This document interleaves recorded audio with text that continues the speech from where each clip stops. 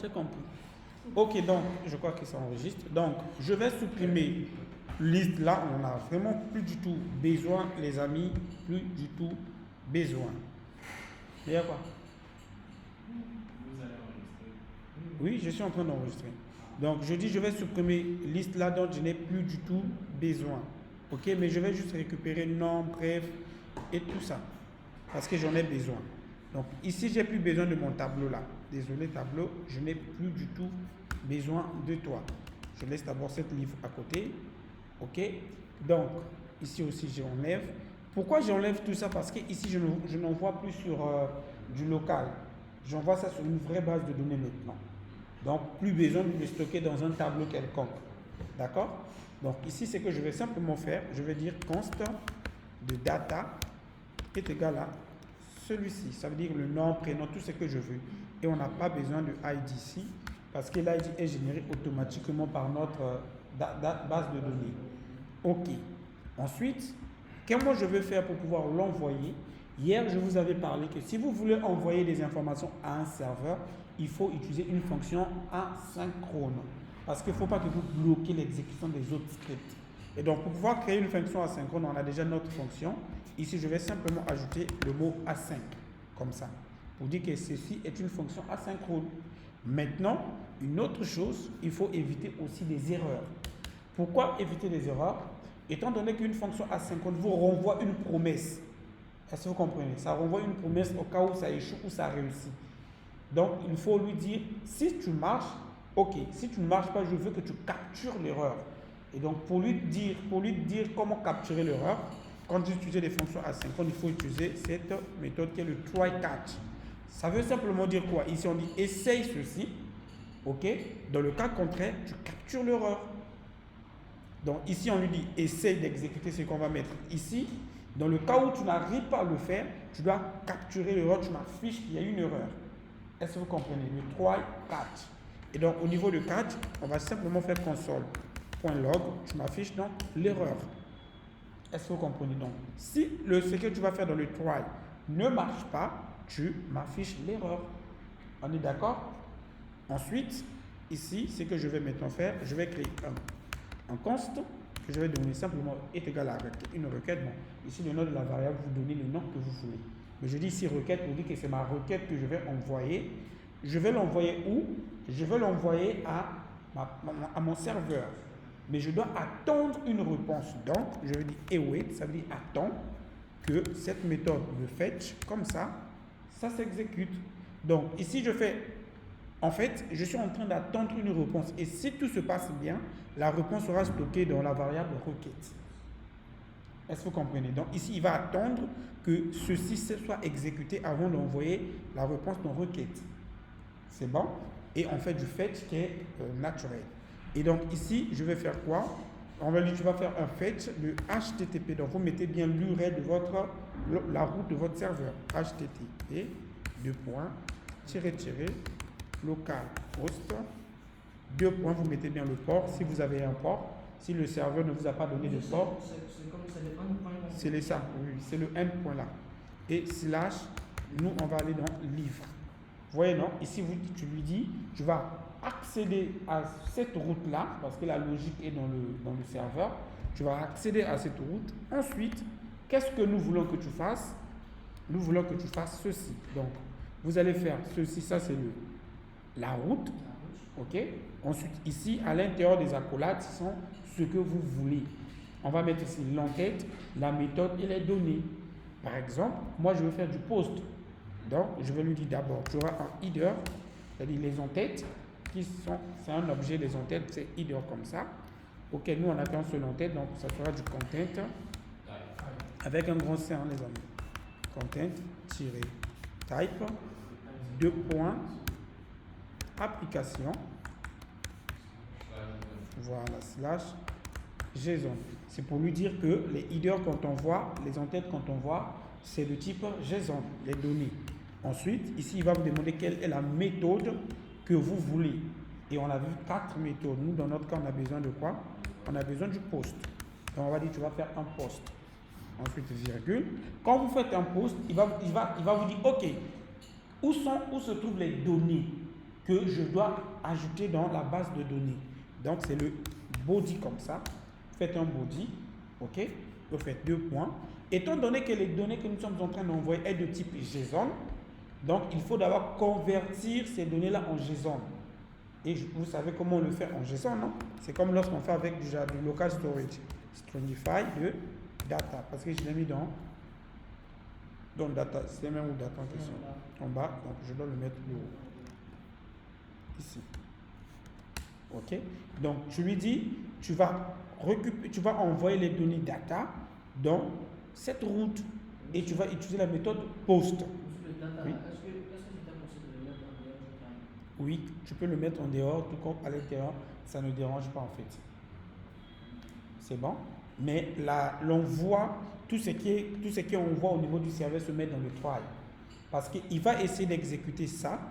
Et s'il y a une erreur que le serveur renvoie, automatiquement il va vous afficher l'erreur. Vous dites, ah, j'ai essayé, mais voici ce que je retourne comme erreur. Ou bien je rencontre comme erreur. Et ici on met await pour dire, attends que l'exécution de tout ça soit terminée avant de remplir la variable requête. C'est pourquoi on fait un await. Est-ce que vous comprenez? Oui. La variable requête là, c'est quoi? Il va récupérer la réponse que le fetch va donner. Parce que le fetch ici, en fait, c'est pour dire, va au serveur. Tu vas utiliser la méthode post et tu vas lui demander d'ajouter les éléments qu'on a mis dans data, dans body. Est-ce que vous comprenez? Donc le serveur va faire le traitement, il va finir de faire le traitement et il va renvoyer la réponse. Et cette réponse-là qu'on va mettre dans rec. Donc la réponse sera stockée dans rec. On est d'accord? Tu comprends maintenant? Mais comme le serveur, ce n'est pas notre serveur, donc on lui dit attends d'abord que le serveur finisse de traiter avant de remplir rec. C'est pourquoi il y a un await qui est ici. Ça dit attends d'abord. Ça dit que c'est une promesse. Vous faites une promesse en fait. C'est bon? Donc, lui, il récupère plutôt la réponse. Lui, il récupère que la réponse que le serveur envoie.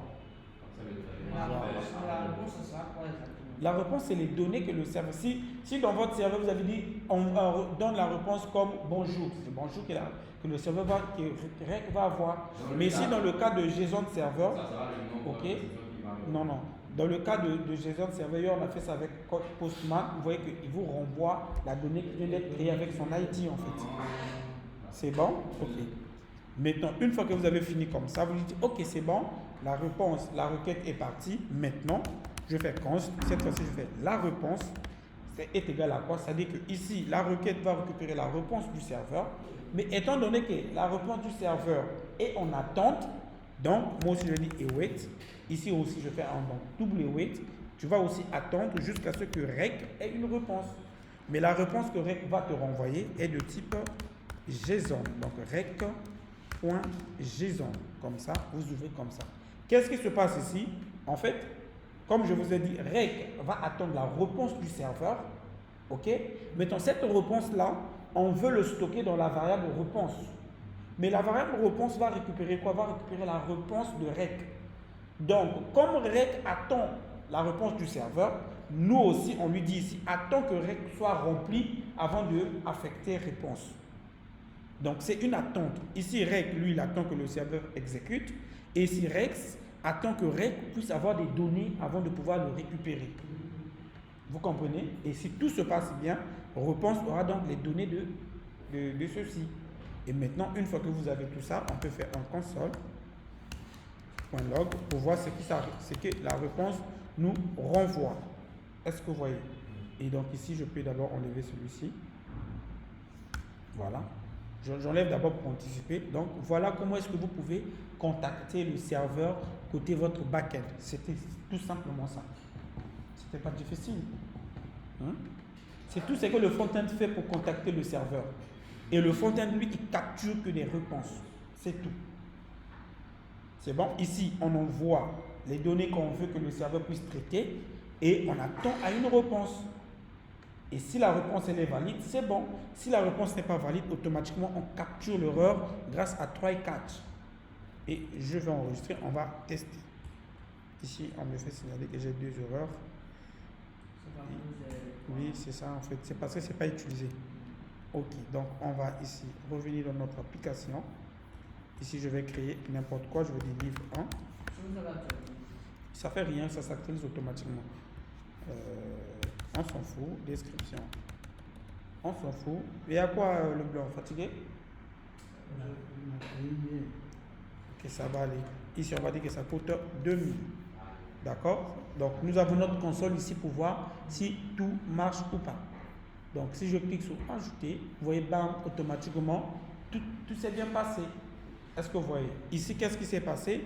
Il m'a bien renvoyé les données au niveau du serveur. Vous voyez, non? Il m'a renvoyé bien et l'ID qui a été créé. C'est tout. Et ici, je peux donc venir ici. Si je vais dans DB-JSON, on voit que la donnée vient d'être créée. Vous voyez, non? C'est tout. Maintenant, au cas où, si imaginez, je vais fermer le serveur là, je le ferme d'abord. Regardez, j'ai fermé mon serveur. Ici, je vais mettre livre 2. Et je fais ajouter. Regardez, bam, il me capture l'erreur. Vous voyez, il me dit try file to fetch. Vous voyez, ici, c'est le catch là en fait. Étant donné qu'il n'a pas pu accéder au serveur, bam, il y a une erreur qui s'affiche. Et donc, vous, quand vous développez des applications, vous pouvez, mettons, récupérer cette erreur, par exemple, créer une variable du type message pour dire il y a une erreur qui s'est produite, par exemple. Et donc, dans la console, vous pouvez mieux comprendre où se trouve l'erreur. Et ici, il dit file to fetch. Voilà, déjà une telle erreur, il vous dit connexion refuse. Ça veut dire que la connexion au serveur n'a pas passé. Vous voyez, non? Maintenant, il y a aussi une autre chose. Les messages d'erreur peuvent vous renvoyer ce qu'on appelle par des numéros. On appelle ça des statuts, des numéros de statuts. Et les numéros de statuts vont de tout ce qui est de 200 jusqu'à 300, donc 200 à 299, ce sont des messages de succès. Ça veut dire que tout s'est bien passé. Regardez pour le voir, si je viens dans Network ici, vous allez voir que ici, je vais essayer d'actualiser pour que vous puissiez mieux voir. Bon, je vais essayer d'envoyer à nouveau. Regardez, quand je fais ajouter, vous voyez qu'ici, il y a... Je zoome. Non, au niveau de la...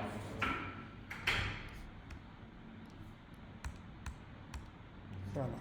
Ok, ça, ce sont des requêtes. Donc, nous, on est sur les fetch. Ça veut dire qu'on est en train d'envoyer. Ok, si je clique sur fetch, regardez. Vous voyez que ici, le premier livre que j'avais envoyé, ok, vous voyez qu'il me dit 201 created. C'est en vert. La réponse, le statut est en 201. Ça veut dire que c'est bon. Vous voyez, non? Mais par contre, le deuxième, il me dit, regardez, il y a eu une erreur. Bon, je vais enlever ça pour que vous puissiez voir. Vous voyez qu'ici, il m'a affiché failed. Si j'essaie de zoomer, bon, je vais essayer de faire ceci pour mieux zoomer. Voilà, vous voyez qu'il m'affiche là, bon. Parfois, il peut vous afficher une erreur, ici 400. D'accord? Donc, les erreurs sont, je peux mettre ça au tableau pour que vous puissiez mieux voir.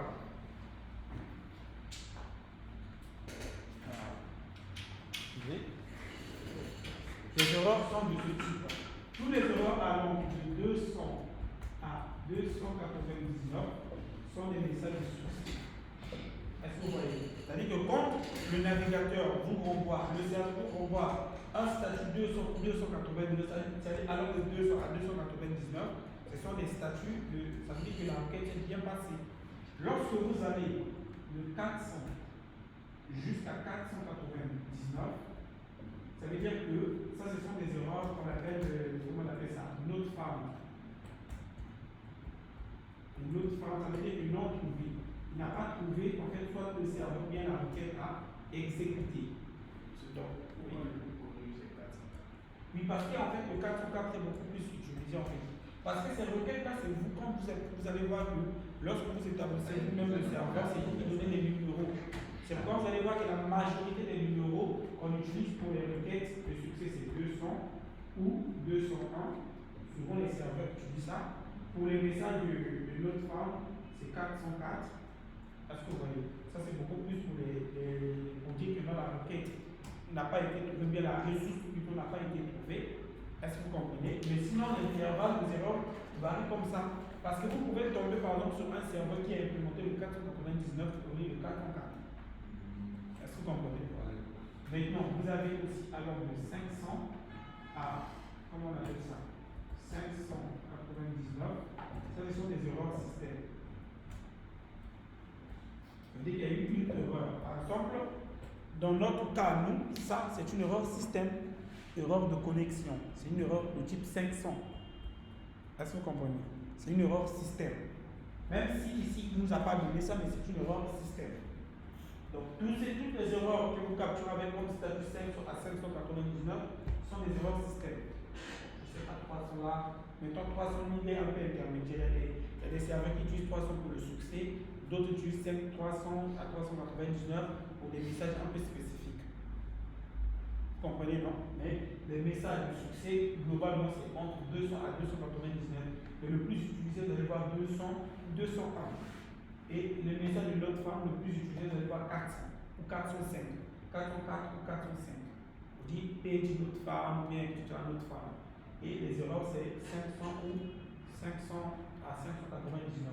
Donc voilà un peu les statuts que les serveurs renvoient souvent pour vous montrer qu'il y a eu une erreur. Et le message a été en succès. D'accord? Ok. Oui.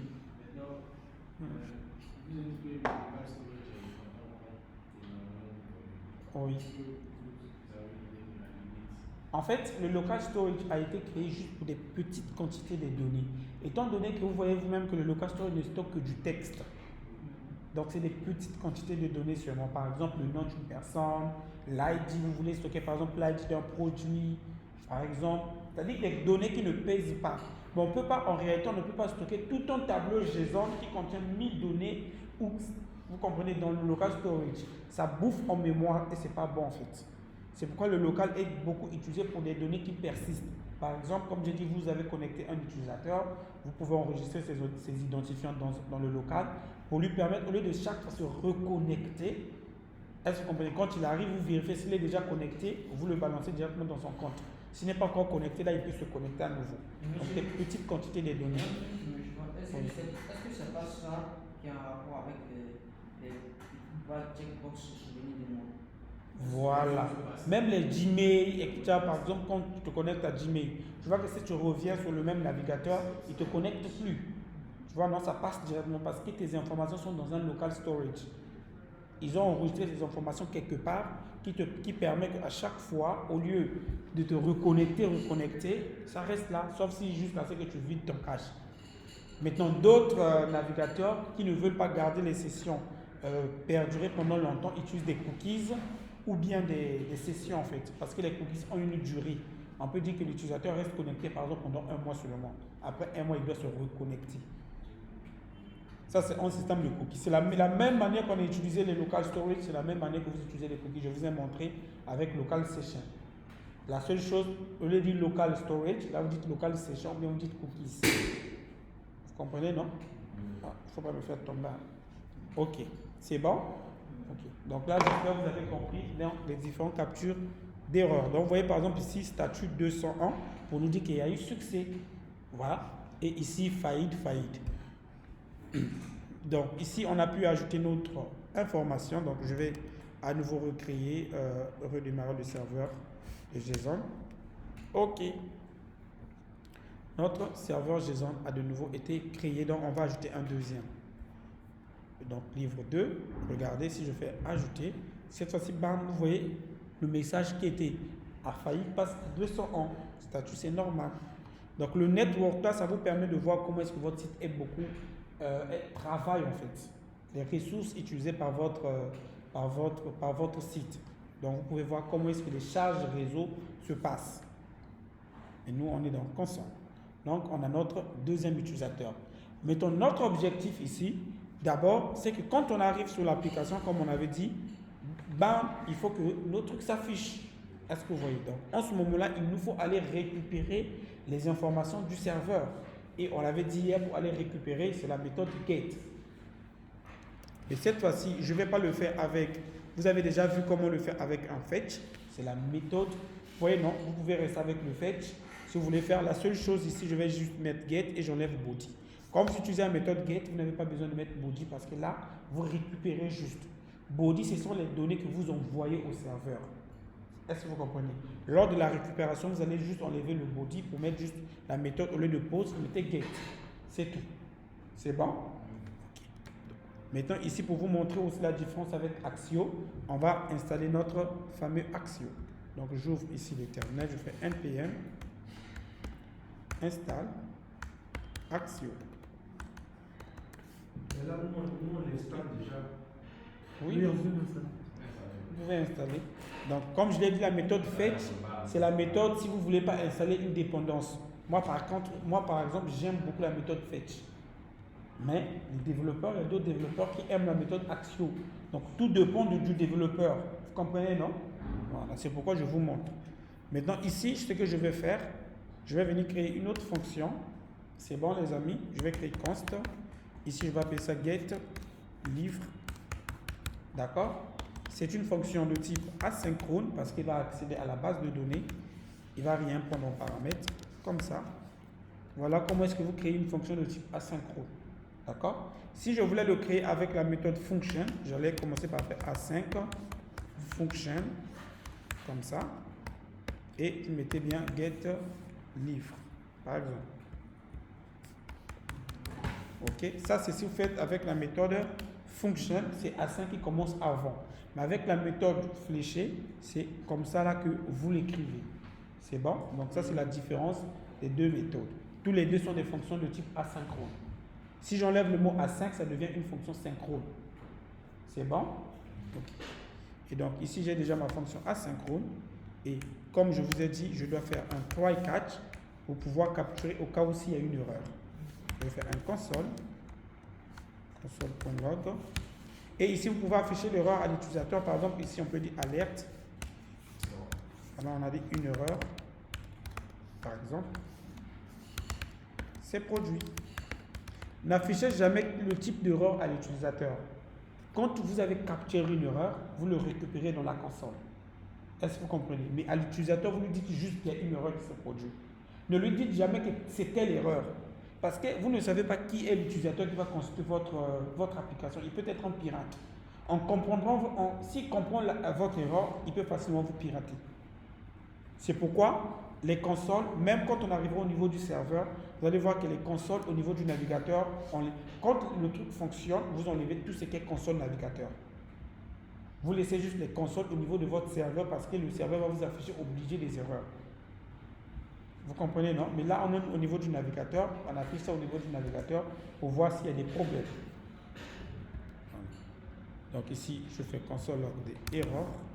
Ok, comme j'ai dit, on peut faire après, alerte, ou bien vous mettez ça où vous voulez. Et donc ici, comme on a fait, je fais un rec. Cette je fais est égal à quoi? Est égal à axio, comme ça. Est-ce que vous voyez? Donc vous allez commencer par faire un await. Ok, est égal à axio. Et vous ouvrez ici la parenthèse. Et ici, axio va vous demander d'aller dans votre endpoint. Donc on va dire HTTP, je vais faire juste du copier-coller pour gagner en temps. Je copie ça. Et donc, je colle ici, tout simplement. Et ici, Axio va vous demander quelle est la méthode que vous voulez utiliser. Bon, j'ai oublié comme ça fait longtemps. Permettez-moi, je vais aller voir rapidement sur le NPN comment insérer la méthode. Excusez-moi. Voilà, c'est axio.get, excusez-moi. Donc ici, comme c'est le get qu'on veut faire, vous allez faire axio.get. Si c'était le post, vous faites axio.post. D'accord, voilà. On fait axio.get pour dire que c'est le get. Et ici, si on avait des données par exemple à faire, vous devrez simplement faire ouvrir les parenthèses. Vous mettrez les données. Vous passez JSON, Stringify, tout. Est-ce que vous comprenez? Non, j'ai dit si vous vouliez faire par exemple du post. Là, vous allez ouvrir comme ça et vous mettez du JSON, machin. Vous n'avez, avec Axio, pas besoin de préciser un header. En fait, Axio détecte les headers automatiquement. Mais c'est optionnel. Vous pouvez aussi les ajouter si vous le voulez, mais Axio le détecte automatiquement. C'est pourquoi vous voyez même sur la documentation, vous voyez ici, non? En fait, partie directement Axio, sans pour autant utiliser les, comment vous appelez ça? Les données. Ok? Voilà. Donc, voilà. Vous voyez comment vous faites passer ici, on fait passer les données en post. Vous voyez, non? Si vous utilisez Axio. Voilà. C'est là comme ça. Et si vous avez des headers, vous ajoutez aussi les headers au fur et à mesure. Mais ce n'est pas une obligation parce qu'il le détecte automatiquement. Donc vous voyez qu'avec Axio, c'est une seule ligne de code, c'est plus rapide. Vous voyez, non? Maintenant, l'autre avantage de Axio, pas besoin de faire encore const réponse égale à tout. Tout Axio gère déjà cette méthode ici. Ici, j'ai été contraint d'attendre encore que la requête puisse avoir des données, alors qu'ici, Axio, lui, me renvoie directement la réponse en JSON. Donc, je vais simplement faire un console.log de requête. C'est tout. Pas besoin de faire requête.json parce que c'est déjà en JSON. D'accord? Vous voyez que Axio est plus court, c'est pourquoi, voilà, les développeurs, merci, la majorité des développeurs aiment utiliser Axio à cause de sa rapidité de travail. En 2-3 lignes, vous avez fini. J'enregistre. Regardez, si je reviens maintenant au niveau du code. Ah, ici, ce que je vais faire, ici, je viens de créer ma fonction, mais je ne l'ai pas encore exécutée. Comme c'est une fonction que je veux qu'il soit exécutée au lancement de l'application, je vais le mettre dans un use effect. Donc, pourquoi je l'ai créé d'abord à part? Parce que dans le use effect, vous ne pouvez pas insérer async. Use effect est par défaut asynchrone. C'est pourquoi vous devez d'abord créer une fonction à part de type asynchrone que vous allez appeler dans le use effect. C'est bon? Donc ici, je fais un use effect.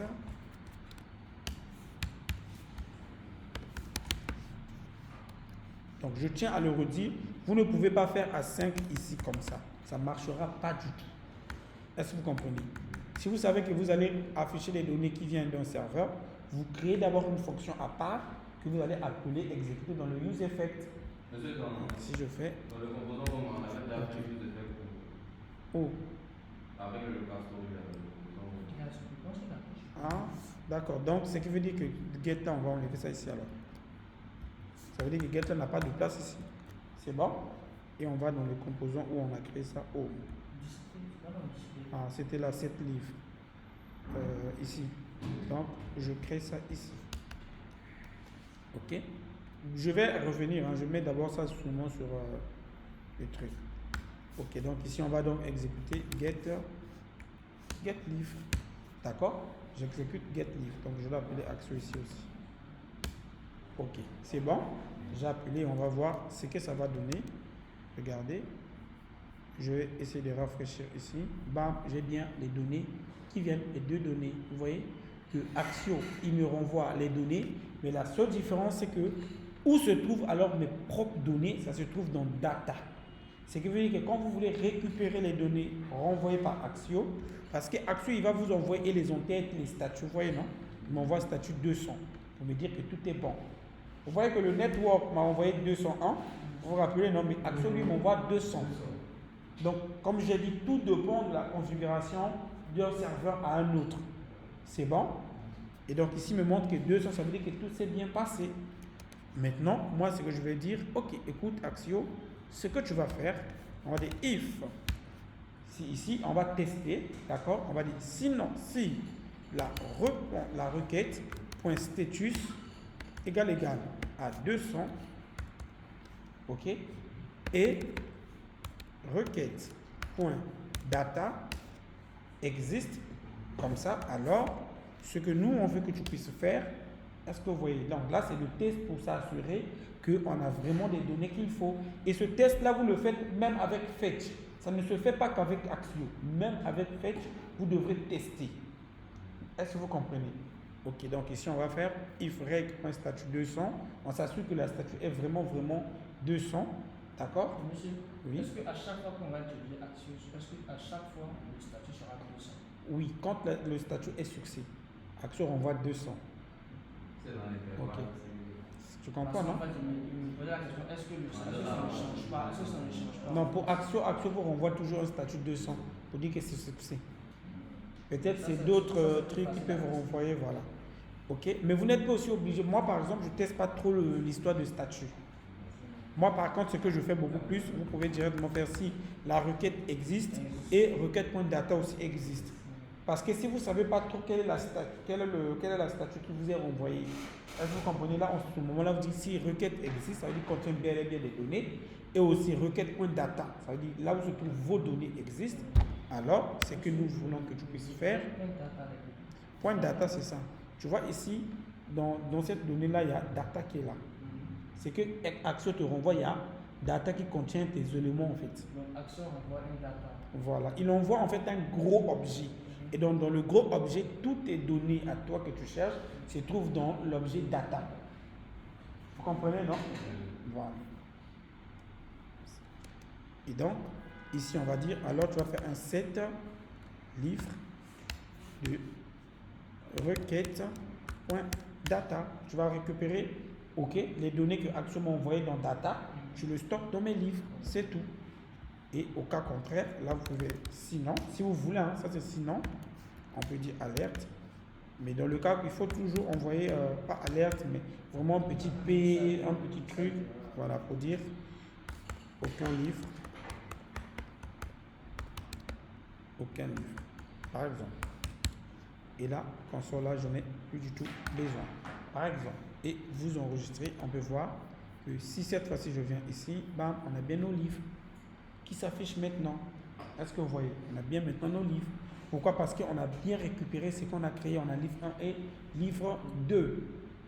Ok? Ça, c'est si vous utilisez la méthode Axio. Vous voyez que c'est plus facile et c'est plus simple. Ok. Et cette même chose, ça là, je vais copier ça et je vais l'emmener dans Add Livre. Parce qu'on veut aussi qu'après l'ajout d'un livre, qu'on puisse afficher notre livre. Est-ce que vous voyez? Donc, je vais faire ceci. Ici, là aussi, je vais dire écoute. Ici, cette fois-ci, ce n'est pas requête, hein, c'est la réponse. Ok? Mais ici, par contre, la réponse, les amis, c'est une seule réponse parce que c'est un ajout. C'est-à-dire, quand vous ajoutez une donnée, on vous renvoie juste la donnée qui est un objet. Donc, c'est juste si réponse existe, ça veut dire si réponse n'est pas vide, ça existe bel et bien. Alors, ce que tu vas faire ici, c'est quoi? C'est que nous, on veut que tu puisses faire, tu vas faire, on est où? On met même les données en question où? On les stockait où même déjà? Voilà, 7 livres, on va dire 7 livres, ok? Ici, cette fois-ci, on va utiliser une méthode un peu plus particulière, une méthode qui sera, bon, vous pouvez faire la méthode comme ça, hein, si vous voulez, 3.3 points de livre, virgule, la réponse. Mais vous voyez que ici il m'a fait une erreur, je crois que je dois enlever les conneries là. Ah, faut quitter. Tu vois quoi? Ah, il me dit livre peut être, ici peut être vide. Voilà, mais ici il faut mettre les crochets. Il faut bien l'ouvrir.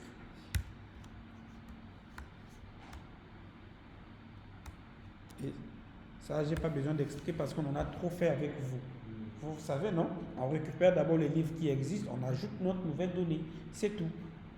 Dans le cas contraire, il ne va rien faire en fait. Et on peut tester. Donc, je vais ajouter livre 3. Blabla. Description. Et prix.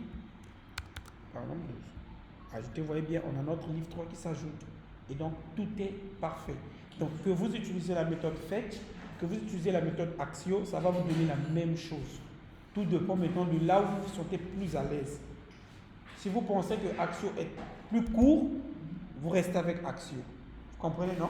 Si vous pensez que, comment vous appelez ça? Que Fetch est plus mieux pour vous, vous restez avec Fetch. Et les seules choses qui changent, comme je l'ai dit, si c'est une nouvelle donnée, vous devrez ajouter les données. Par exemple, dans notre cas ici, regardez les amis, dans notre cas ici, par exemple là, si je voulais utiliser Axio, ok, pour envoyer les données, donc je vais faire comme ça, il dit méthode fetch, d'accord, c'est bon. Si je voulais garder la méthode Axio pour envoyer les données, donc on va dire ici avec Axio, d'accord. Ce que je devais faire, c'est simplement ici, comme j'ai déjà règle, donc je vais modifier un peu le nom de la variable. Hein. On va dire const send par exemple, c'est-à-dire envoi par exemple, est égal à await de axio.post. Étant donné que la méthode c'est le post que je suis en train de faire, ici je copie ma route comme ça. Ok. Je copie ma route, en fait je fais virgule, je fais ceci, ici j'ajoute quoi? Mes données en fait. Est-ce que vous voyez? Directement, je peux même faire directement du JSON.stringify de data. Comme ça, je lui envoie directement les données. sur une seule ligne de code. Pas besoin, comme je vous ai dit, de préciser ici les headers parce qu'Axio le convoque automatiquement. En fait, par rapport au type de données que vous envoyez là, Axios, c'est automatiquement ça, ce sont des données de type JSON. Donc, il va automatiquement lui-même ajouter le header JSON. Vous comprenez, non? Et donc, ici, je vais donc faire un console. Je mets ça juste en console, en log de send. Nous, on va capturer ces points data pour voir les données. Ok. C'est tout. Regardez. Ici, je vais est-ce qu'on avait un console.rest? Là, je vais enlever ça. Pour ne pas poker, ça nous donne juste console de Axio. Ok. Donc quoi? Quoi? Oui, en fait. Ah oui, oui, oui. Donc je mets ça là en commentaire d'abord. Ok. Comme je le mets en commentaire, donc tout ça là, ça fait partie de la même logique. Tout ça fait partie de la même logique. Et ici, au lieu de ERS, je vais appeler ça send. D'accord? Donc, si c'était le truc, c'est send.data. C'est où? Ah oui, je vais revenir. On va dire send.data existe. Alors, tu vas me faire send.data. C'est bon? Ok. Ensuite, on va essayer de tester. On va dire livre 4, comme ça. Et je clique. Hein? Oui, si tu en veux. Donc, si on fait ajouter, vous voyez que ça marche. Vous voyez, non? Donc, peu importe la méthode que vous utilisez, ça vous donne le même résultat. Est-ce que vous voyez? Donc, que vous utilisez Axio qui est plus court, que vous utilisez Fetch, vous contactez le serveur. C'est tout. Vous avez vu avec Den au lieu. Oui, c'est la même chose. En fait, la méthode, l'ancienne manière de faire, on faisait le VEN. Mais la méthode la plus courte, c'est de faire await, qui permet de facilement attendre et évite certaines erreurs en fait. Lorsque vous venez souvent dans la partie affichage, Ici? le petit bout là que vous avez fait pour que ça puisse afficher. Afficher en temps réel, c'est là. Ici, je récupère d'abord les livres qui existaient et j'ajoute la nouvelle donnée en fait. Non, ici c'est C'est tout. Maintenant, ici, au niveau de Home, j'ai juste fait ça, que quand on démarre l'application, tu exécutes ça. En fait, tu vas au serveur, tu récupères les livres avec la méthode get. Tu vas aller récupérer les livres et tu nous l'affiches. Tu comprends? Avec la méthode get. Étant donné que get, c'est ça qui récupère en fait. Voilà. Après, je teste. Est-ce que la réponse, la requête existe et est-ce que j'ai bien des datas? Si j'ai bel et bien des datas, tu le stockes dans la variable livre. C'est tout. Oui, tu as une question? Oui, oui.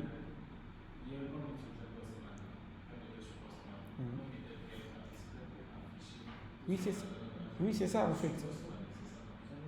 C'est la même récupérer ou afficher, c'est la même chose en fait.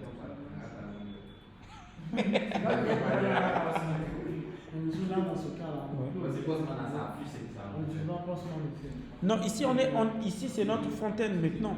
Puisqu'on veut récupérer les données ici dans le serveur, dans notre front-end. Postman, comme je vous avais dit, reste quand pour les gars du back-end, ils n'ont pas accès au front-end. Mais les gars du front-end, c'est ça qu'eux ils font.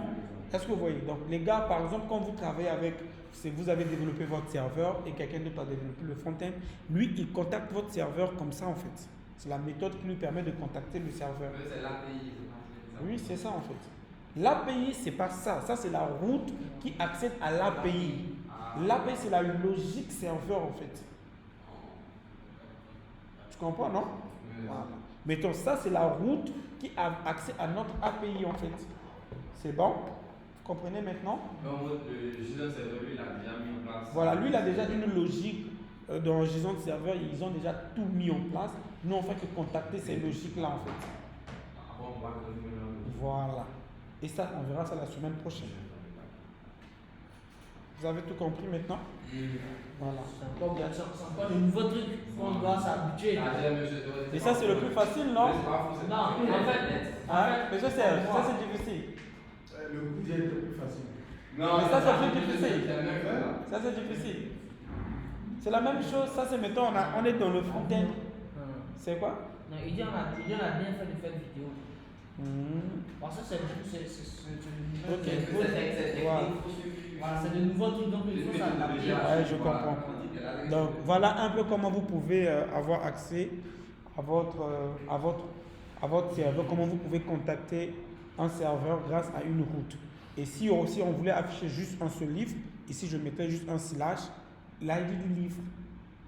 Est-ce que vous comprenez? Voilà. On allait récupérer l'ID du livre. Voilà. Et vous mettez slash ici, vous mettez son ID. Par exemple, je vais prendre un exemple pour mieux vous montrer. Si je veux ici voir les détails de ce livre-là, est-ce que vous voyez, étant donné que je n'ai pas accès au local storage, donc quand je vais cliquer ici, en réalité mon livre doit s'afficher ici. Donc là, ce que je vais faire, au niveau de ma page où je récupère les livres, c'est où? Non, c'est pas checkout. On est détail en question même où? Voilà, dans la page détail ici, nous on avait créé une fonction qui permet de faire ça une bonne fois, je crois bien.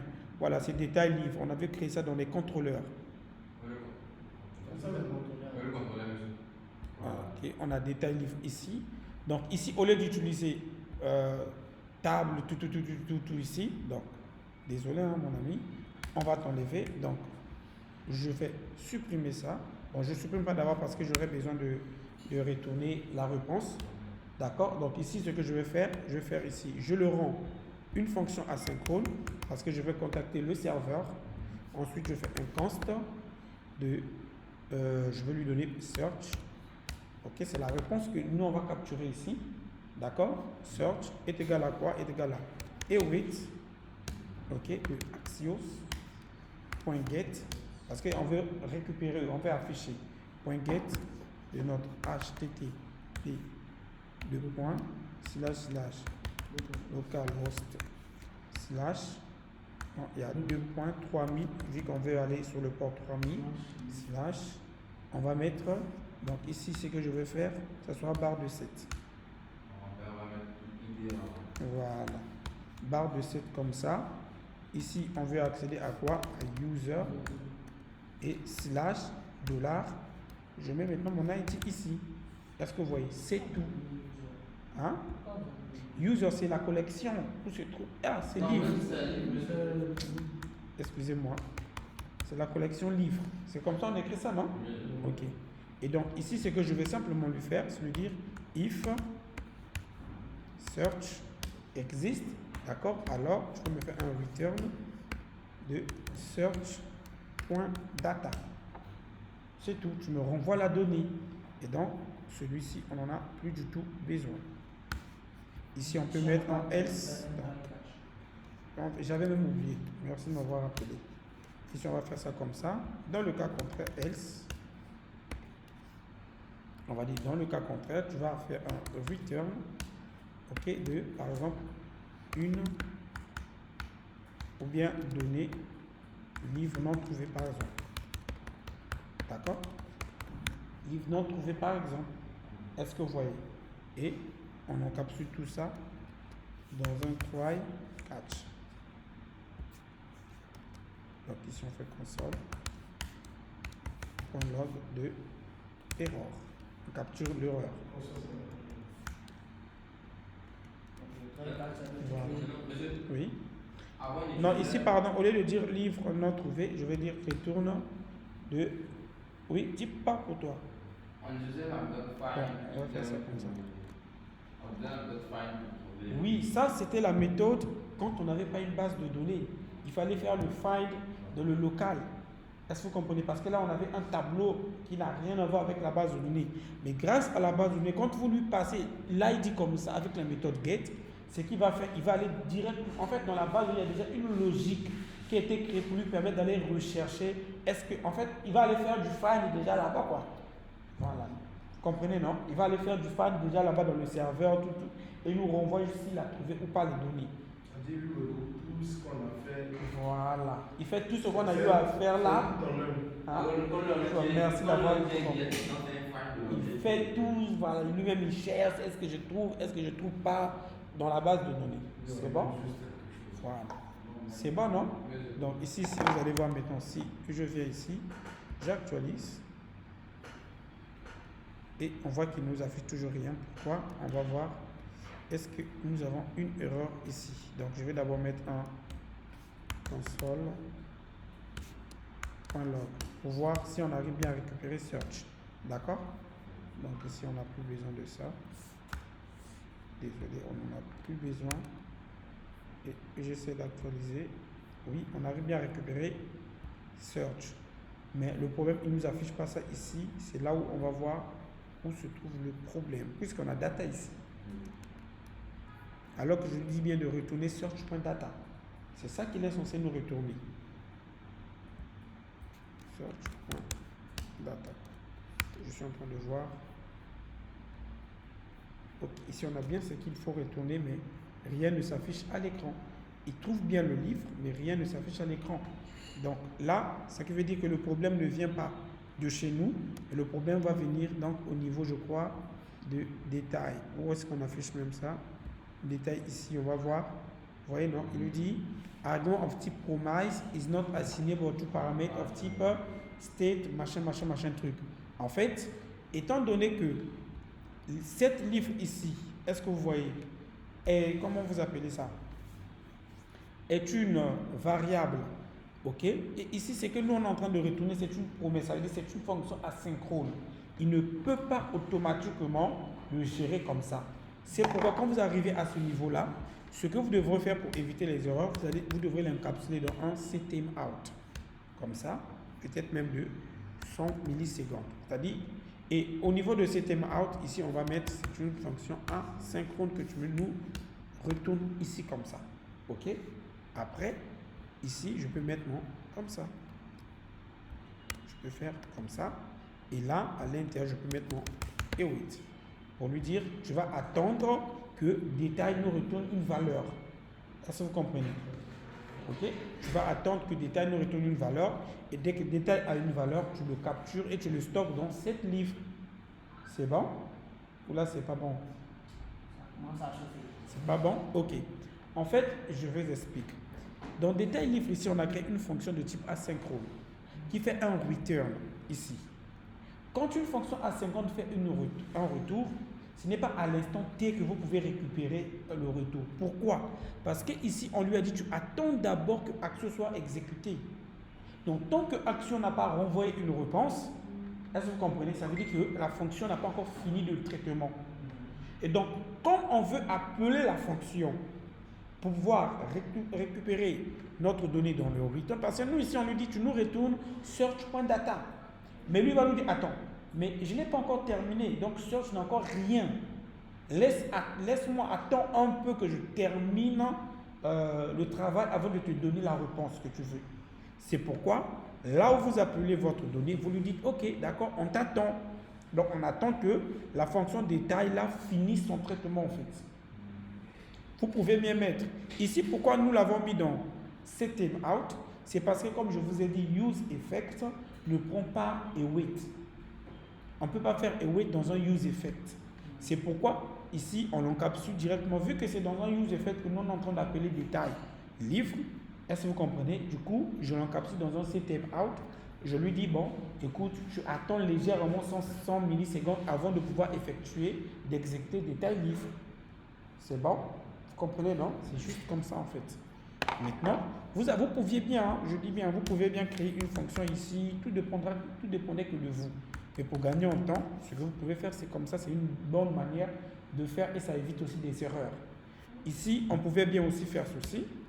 Const de réponse, par exemple, est égal à await de détail livre, de ID, point d'interrogation. Et ici, cette fois-ci, on va dire, ok, si réponse a été trouvée, tu vas maintenant stocker la réponse ici. On pouvait bien écrire comme ça, ça marche aussi. Ok? Mais pour aller plus rapide, c'est là où j'ai mis directement dans cette livre et wait directement, être plus rapide. Vous comprenez, non? Voilà, c'est une manière d'être plus rapide. Et on enregistre, on peut maintenant voir à l'écran, rien ne s'affiche toujours. Et là, bam, on a notre livre. Est-ce que vous voyez? Ici, on a maintenant notre livre qui vient tranquillement. Ça va te préparer Ok? Donc, si ici je clique sur livre 3, on a bien livre 3. C'est simple. Plus qu'ici, en fait, c'est simple. Ok? Donc voilà un peu comment est-ce que vous pouvez faire des envois. On a vu comment faire du post, on a vu comment faire du get. Maintenant ici je vais dire, on va essayer de simuler comment modifier ce livre. Par exemple. D'accord? Ah, merci beaucoup. Merci.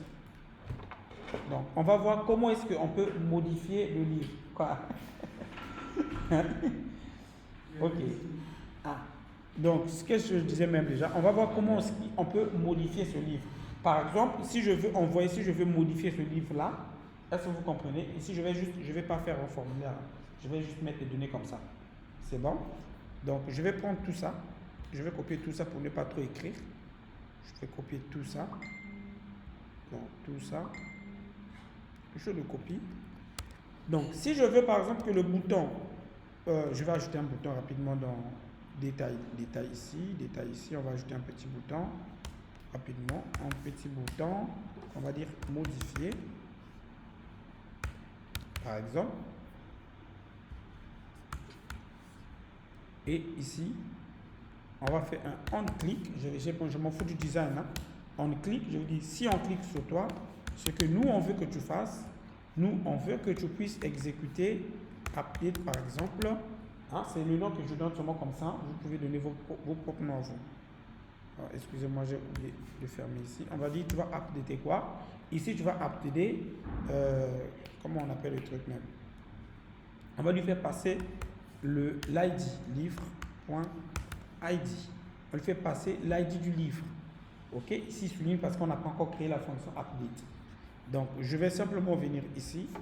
Je vais faire un const de update est égal à quoi? Une fonction asynchrone qui va récupérer cette fois-ci notre ID.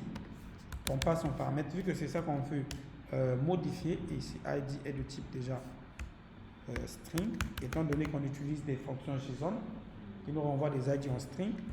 Et ici, on a notre try catch. N'oubliez pas, ça doit devenir votre enfant, votre jeu d'enfant. S'il y a une erreur, tu nous le captures et l'affiche en console. Et ensuite, ici, c'est que tu vas faire un const. On va dire ici, un const de quoi? Bon, ici, même un const, on n'a pas du tout besoin. On fait directement un await. Parce que si on n'a pas besoin de renvoyer les données encore. On va simplement dire que tu vas faire un await de quoi? Par exemple, comment vous appelez le truc? Ah, Seigneur. Non, ici, je vais faire quand même un const. C'est quand même important. Donc, je vais faire un const de requête, par exemple, est égal à await de AXOI. On a répété ça où? Oh, on n'a pas. C'est juste ici. Oui, c'est où? Ici. Ici, c'est réponse, pas requête. Oui, c'est P, réponse. Voilà, REP. Je zoome un peu. Oui, vous pouvez faire res, rep, tout dépend du nom. Vous pouvez même écrire réponse en toutes lettres. C'est juste des noms des variables en fait. Moi j'aime bien les écrire petits comme ça parce qu'écrire réponse, en fait je trouve ça trop long en fait. Vous comprenez, non? Voilà. C'est les noms des variables, vous donnez comme vous sont. Oui, j'écris ça en français. J'écris le nom comme je veux en fait. C'est comme j'ai dit, c'est le nom d'une variable. Tu l'écris selon ce qui te vient à l'esprit. C'est toi qui déclares ta variable, donc tu déclares ça comme ça te chante en fait. Ok? Voilà. Donc ici j'ai mis par exemple rec, pour moi rec ça veut dire requête. Est-ce que vous comprenez? Mais vous pouvez écrire requête, vous pouvez écrire ce que vous voulez, tant que dans votre tête vous savez ce que ça veut dire. C'est bon? Ok. Donc ici Axio, ici cette fois-ci on va faire non pas post, non pas get, mais put. Et ici on a notre HTTP qui devient un jeu d'enfant, / local host 2.3000 / livre slash, j'oublie toujours de faire caractère de 7 pour gagner en temps. Et ici, vous devrez préciser votre ID. On veut modifier celui qui a cette ID là et virgule, fait du JSON. Voilà, point stringify, comme si on était en train de faire du post. La seule différence ici, c'est du put. Ok, et vous faites passer donc les données. Donc, que j'ai fait du copier-coller. C'est malvenu. C'est malvenu. Pourquoi tu es malvenu comme ça? Bon, c'est pas grave, on va gérer ça rapidement.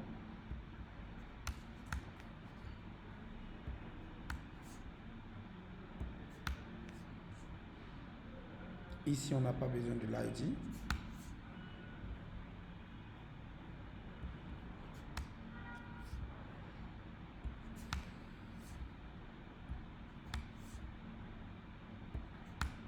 Ok. Je crois que c'est comme ça, non? Et ça me manque des virgules. Étant donné que c'est un objet, on a besoin des virgules. Voilà. Celui de la fin, pas besoin. C'est bon? Ok, donc vous pouvez le mettre sur la même ligne. Hein. Moi j'ai mis ça pour plus de lisibilité.